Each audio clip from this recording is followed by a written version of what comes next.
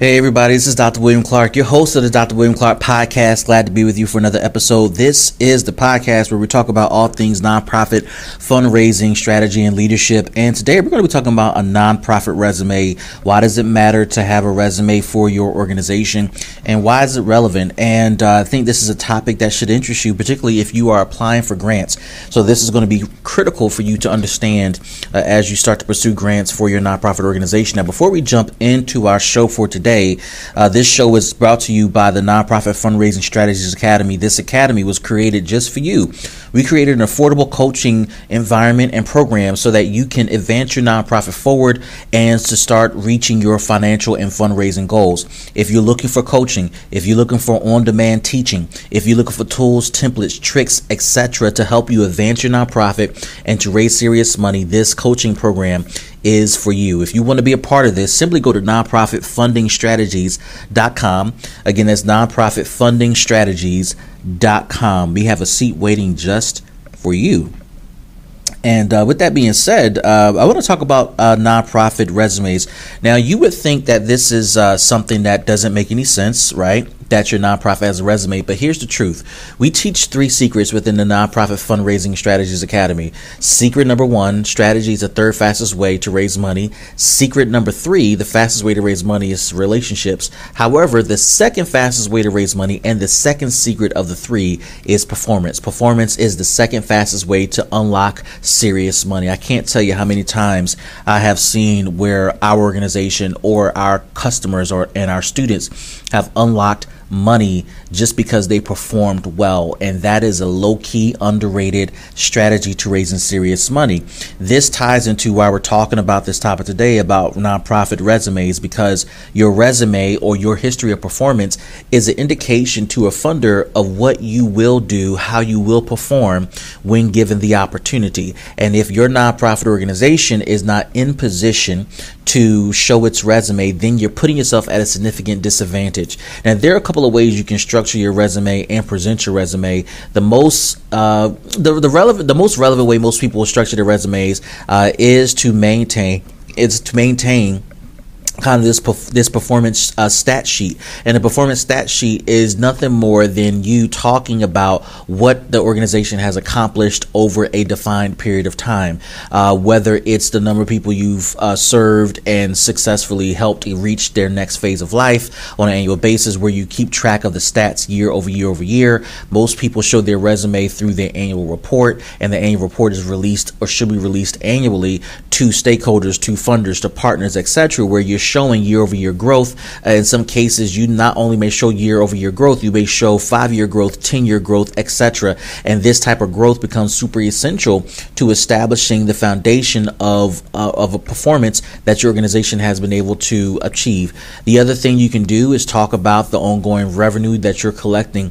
What that signifies, in some cases, and it's not perfect for everyone, but what it signifies is that if you have a long history of funding and escalating revenues from funding sources, it is an indication, or could be an indication, that you have reached, success at a reasonable rate, because funders have been satisfied with your performance. They have been satisfied with your proposals. They have checked out your references and said, you know what, this organization has developed a reputation to deliver on what they've proposed in various proposals, and we want to continue to support them and or support their evolution to the next phase of work. Another way to structure your resume is, and it's particularly when it comes to performance, is to have partners. Now, I talk about partners quite a bit on this podcast. I talk about partners quite a bit within the masterclass, but I want you to listen to this for a second, right? Partners not only help you advance your work, they not only help you do complicated things well, and they expand your capacity. Partners also effectively spread rumors.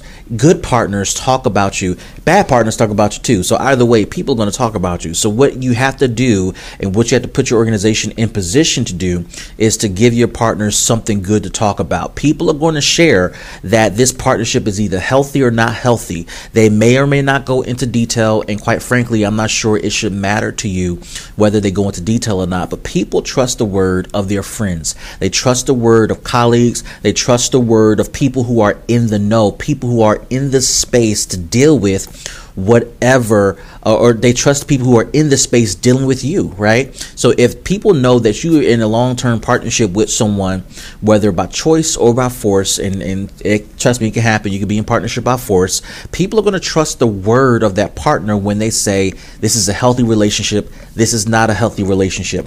And this can be a dicey situation for a lot of people, because if you're depending upon partners to talk about you, to talk about your resume, to talk about what you've done, you may have a partner who is indeed a hater and who may not want to see you succeed, or who may not have your best interests at heart. If this is the case, this can be dicey. And let me just tell you, there's no way to avoid this stuff. You can deliver as much as you want. You can try to justify and explain things as much as you want.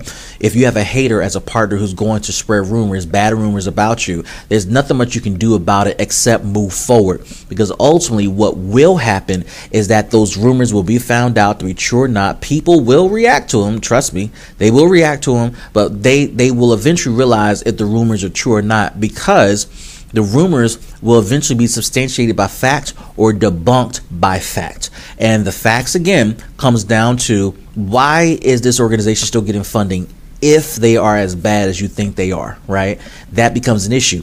What can be an issue is that people may not like your style. They may not like the way your organization functions. They may not like the culture, etc. And this can present reasons why people want to bash your organization. But at the end of the day, performance cannot lie. Numbers cannot lie. People can say whatever they want, but numbers cannot lie. But on the flip side, if you have a good partner who is on the up and up, who wants to see you win and succeed with and without them, they will spread good rumors about you. They will talk about the good work you're doing. And if you've done good enough work and you've worked with enough partners, you will have a number of partners around your city, around your state, talking about how great of an actor you are. Those voices, those positive voices, will out-trump any negative voices that seemingly are trying to tear down your organization.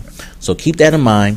Start to build your nonprofit resume. Start to build a resume in a history of results and performance. This is going to be key to you sustaining and obtaining funding for your organization. If you're looking for this type of coaching, if you're looking for this type of support, if you're looking for this type of education where we teach you how to raise serious money, how to position your nonprofit to raise serious money, this is the masterclass to be a part of. I want you to find me and join me at nonprofitfundingstrategies.com, nonprofitfundingstrategies.com. We have a seat waiting just for you, and we believe that you are just a few steps away from obtaining your financial goals for your nonprofit. This is Dr. William Clark for the Dr. William Clark Podcast. We will see you in the next episode. Peace, everybody.